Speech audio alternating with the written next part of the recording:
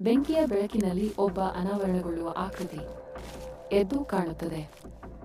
ಆಕೆಯ ಮುಖ ಗಾಳಿಯೊಂದಿಗೆ ಹೋಲುವುದು. ಆಕೆಗೆ ತಲೆಯಿಲ್ಲ. ಇದ್ದಕ್ಕಿದ್ದಂತೆ ಸಮಾಧಿಯ ಶಿಲ್ಪಗಳು ನಿಧಾನವಾಗಿ ಬದಲಾಯಿಸುತ್ತವೆ. ಅವುಗಳ ಕಣ್ಣುಗಳು ನೇರವಾಗಿ ನೋಡುತ್ತವೆ. ಹತ್ತಿರವೇ ಎದೆದುಬ್ಬರ ಹುಟ್ಟಿಸುವ ಶಬ್ದ. ಹಿಂಭಾಗದಲ್ಲಿ ನಿಂತಿರುವ ಒಬ್ಬ ವ್ಯಕ್ತಿಯ ನೆರಳು ತಕ್ಷಣ ಮುಂದೆ ಬಂದು ಉಸಿರು ಬಿಡುತ್ತಾ ಹೇಳುತ್ತದೆ, ನನಗೆ ಮುಕ್ತಿ ಬೇಕು. ಬಾನು ಬೆಂಗಳೂರಿಗೆ ಮರಳಿದರು. ಆ ಹಳ್ಳಿಯ ಅನುಭವ ಅವಳನ್ನು ಕಾಡುತ್ತಲೇ ಇರುತ್ತದೆ. ರಾತ್ರಿ ಅವಳಿಗೆ ತೀವ್ರ ಕನಸು ಕಾಣುತ್ತದೆ. ಕನಸಿನಲ್ಲಿ ಗಂಗಾ ಬೆಂಕಿಯಲ್ಲಿ ಸುಟ್ಟು ಹೋಗುತ್ತಿರುವ ದೃಶ್ಯವನ್ನು ನೋಡಿ ಗಾಬರಿಯಿಂದ ಎದ್ದು ಕುಳಿತುಕೊಳ್ಳುತ್ತಾಳೆ. ಕನಸಿನಲ್ಲಿ ಗಂಗಾ ಬೆಂಕಿಯಲ್ಲಿ ಸುಟ್ಟು ಹೋಗುತ್ತಿರುವ ದೃಶ್ಯವನ್ನು ನೋಡಿ ಗಾಬರಿಯಿಂದ ಎದ್ದು ಕುಳಿತುಕೊಳ್ಳುತ್ತಾಳೆ. ಬೆವರನ್ನು ಒರೆಸಿಕೊಂಡು ತಕ್ಷಣ ಸಂತುವಿಗೆ ಫೋನ್ ಮಾಡುತ್ತಾಳೆ. ಸಂತು, ನಾನು ಮತ್ತೆ ಆ ಕನಸು ನೋಡಿದ್ದೀನಿ. ತುಂಬಾ ಭಯ ಆಗ್ತಾ ಇದೆ ನನಗೆ. ಬಾನು, ನಾನು ಕೂಡ ನಿನ್ನೆ ರಾತ್ರಿ ಅನೇಕ ಭಯಾನಕ ಶಬ್ದಗಳು ಕೇಳಿಸಿದವು. ನಾವು ಮತ್ತೆ ಹಳ್ಳಿಗೆ ಹೋಗಬೇಕು. ಇಬ್ಬರು ಹಳ್ಳಿಯ ಕಡೆ ಹೋಗುತ್ತಾರೆ. ಏನಾಗುತ್ತೆ ಅಂತ ಆತಂಕ ಇಂದ ಭಯಪಡುತ್ತಾ ನಿಶ್ಶಬ್ದವಾಗಿ ನಡೆದುಕೊಂಡು ಹೋಗುತ್ತಾ ಇರುತ್ತಾರೆ. ಭಾರೀ ಮಳೆ, ಘೋರ ಕತ್ತಲು ಹಳ್ಳಿಯ ಕಡೆ ಬರುತ್ತಿದ್ದಂತೆ ಅವರ ಮುಂದೆ ದಾರಿಯ ಮಧ್ಯೆ ಒಬ್ಬ ವ್ಯಕ್ತಿಯ ನೆರಳು. ಯಾರಿದು? ಮಧ್ಯರಾತ್ರಿ ಏನು ಮಾಡ್ತಾ ಇದೀಯಾ? ಇಲ್ಲಿ ನೀನು ಮಾತಾಡು. ಟಾರ್ಚ್ ಬೆಳಕು ಹೋದಾಗ ಆ ನೆರಳು ಮಾಯವಾಗುತ್ತದೆ.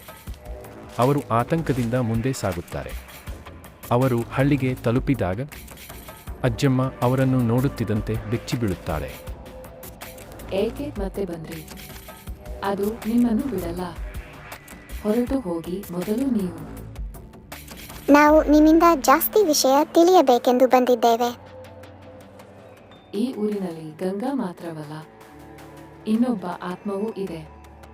ನಾಗು ಎಂಬ ಭಯಾನಕ ಆತ್ಮ. ಅಜ್ಜಮ್ಮ ತಿಳಿಸುತ್ತಾಳೆ. 30 ವರ್ಷಗಳ ಹಿಂದೆ ಗಂಗಾ ಸಾವಿನ ನಂತರ ನಾಗು ಎಂಬ ವ್ಯಕ್ತಿ ಹಳ್ಳಿಯ ದೆವ್ವದಿಂದ ಬಲಿಯಾಗಿದ್ದಳು. ಹಾಗಾದರೆ ನಾವು ಮೊದಲೇ ಇನ್ನೊಬ್ಬನ ಜೊತೆ ಹೋದ್ವಾ? ಅದೇ ಸಮಯದಲ್ಲಿ ಹಳ್ಳಿಯ ಹೊಲದಲ್ಲಿ ಹೆಜ್ಜೆಗಳ ಶಬ್ದ. ಅವರ ಹಿಂದೆ ಇರುವ ಮರದಲ್ಲಿ ಒಬ್ಬ ವ್ಯಕ್ತಿಯ ನೆರಳು.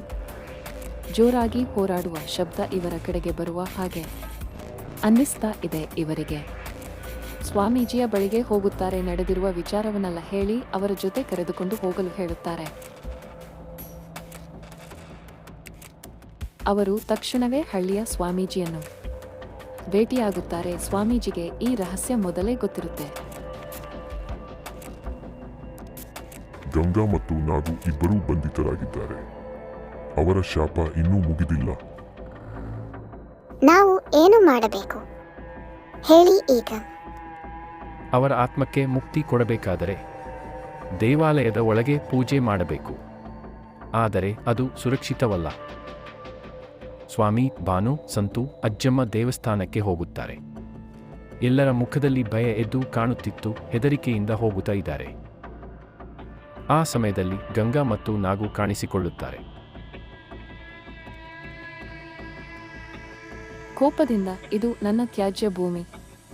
ಯಾರಿಗೂ ಇದನ್ನು ಬಿಡುವುದಿಲ್ಲ. ಹೊರಟು ಹೋಗಿ. ನಾನು ಯಾವತ್ತೂ ಶಾಪಿತ.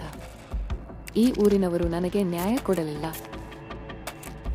ನಾನು ಯಾವತ್ತೂ ಶಾಪಿತ. ಈ ಊರಿನವರು ನನಗೆ ನ್ಯಾಯ ಕೊಡಲಿಲ್ಲ. ನಾಗು ಮತ್ತು ಗಂಗಾ ತಮ್ಮ ಶಕ್ತಿಯನ್ನು ಬಿಡಲು ಪ್ರಾರಂಭಿಸುತ್ತಾರೆ. ತಕ್ಷಣವೇ ಭಾನು ಕುಸಿದು ಬಿದ್ದು ಬಿಡುತ್ತಾಳೆ. ನಾಗು ಭಾನುವಿನ ಕಡೆಗೆ ಉಗುಳಿದಂತೆ ಪಂಡಿತ ಹೋಮದ ಬೆಂಕಿ ಹಿಡಿಯುತ್ತಾನೆ. ಪಂಡಿತನ ಮಂತ್ರಶಕ್ತಿ ಅವರನ್ನೊಂದು ಸೆಳೆದುಕೊಳ್ಳುತ್ತದೆ. ಓಂ ಅಸತೋಮ ಸದ್ಗಮಯ ತಮಸೋಮ ಜ್ಯೋತಿರ್ಗಮಯ. ಗಂಗಾ ಮತ್ತು ನಾಗು ಕಿವಿ ಮುಚ್ಚಿಕೊಳ್ಳುತ್ತಾರೆ. ಅವರ ಶಕ್ತಿಗಳು ನಿಧಾನವಾಗಿ ಕುಗ್ಗುತ್ತವೆ. ನನ್ನ ಶಾಪ ಮುಗಿಯುತ್ತಾ?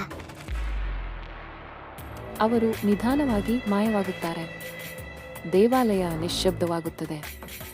ಭಾನು ಮತ್ತು ಸಂತು ದೊಡ್ಡ ಉಸಿರು ಬಿಡುತ್ತಾರೆ. ಹಳ್ಳಿಯಲ್ಲಿ ಮತ್ತೆ ಶಾಂತಿ ಹೇರಿಕೊಳ್ಳುತ್ತದೆ. ಭಾನು ಮತ್ತು ಸಂತು ಪಟ್ಟಣಕ್ಕೆ ಮರಳಲು ತಯಾರಾಗುತ್ತಾರೆ. ಭಾನು, ಈಗಲಾದರೂ ಭೂತದ ವಿಚಾರ ನಂಬುತ್ತೀಯಾ? ಅವರು ಬೈಕ್ ಏರಿ ಹಳ್ಳಿಯಿಂದ ಹೊರಟು ಹೋಗುತ್ತಾರೆ. ಆದರೆ ಹಳ್ಳಿಯ ಮರಗಳ ನಡುವೆ ಇನ್ನೂ ಒಂದು ನೆರಳು ಅವರ ಪ್ರಯಾಣವನ್ನು ನೋಡುತ್ತಾ ಇರುತ್ತದೆ. ಈ ವಿಡಿಯೋ ಇಷ್ಟವಾದರೆ ಲೈಕ್ ಮಾಡಿ, ಸಬ್ಸ್ಕ್ರೈಬ್ ಮಾಡಿ, ಕಮೆಂಟ್ ಮಾಡಿ. Thank you.